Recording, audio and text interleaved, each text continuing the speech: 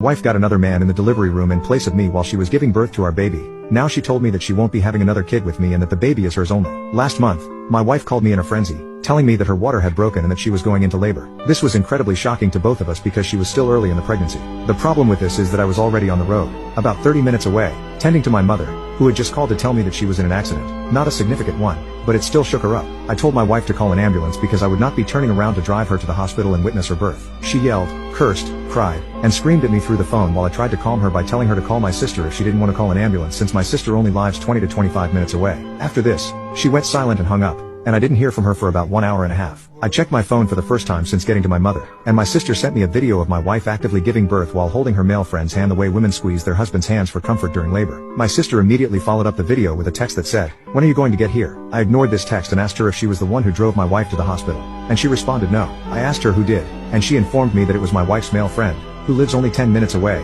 who drove her and was getting his hand squeezed by my wife. I ended up just asking my sister for the full story while I drove my mother back to her home since everything was sorted with the accident. Long story short, instead of calling my sister or an ambulance, my wife called her male friend, and I've always unliked but never informed my wife. I told my sister to get on FaceTime with me but not to make it obvious to anyone else in the delivery room, and I would stay silent on the other end. During the call, I saw my wife's friend rubbing her back, wiping her tears, comforting her when she screamed and cried, etc. I couldn't bear the sight and I ended the FaceTime and told my sister to inform my wife that I would be at the hospital the next day after work whenever she got out of labor. My sister called almost 2 hours later to tell me she left the hospital and that my wife would be staying the night. The next day around 3 to 4 p.m., when I went over to the hospital to see my wife and newborn son, she was not trying to hide her anger and saltiness from anyone in the room. That included mostly my family and some of hers. When I asked her why she was acting this way, she rolled her eyes and told me to leave her the F alone in front of everyone. Later when I tried to hold my son, she snatched him from my hands. In this hospital, visiting hours ended at 8, but all of the guests, excluding me, left by 6. When we were alone I finally got the chance to have a conversation with her about why she was being so salty on a memorable day that should have been filled with love and joy. She responded by getting angry and mumbling something about my audacity to miss her birth and be surprised that she's furious. I'm not proud of this, but in response